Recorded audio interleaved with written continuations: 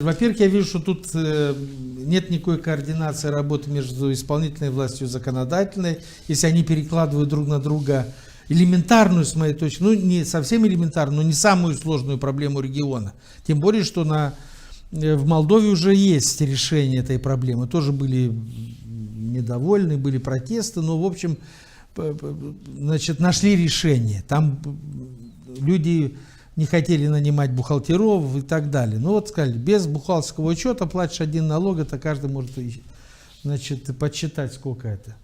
Нет, тут, в общем, пустили на самотек, и вот люди не знают, как себя вести. Это один момент. Другой момент – это отношения между Камратом и Кишиневым.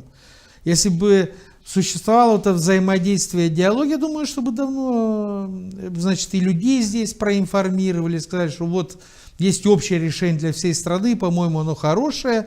Вот приходите в исполком, мы будем вам подсказывать, как в новых условиях правильно заполнять бумаги, как себя вести, как отчитываться и так далее. Нужны какие-то методологическая помощь людям по поводу этого всего. Поэтому это проблема. Почему возникла? Потому что мне кажется, что исполком был создан, да, сформирован примерно так же, как Евгения Гуцул была избрана на пост Башкана, понимаете?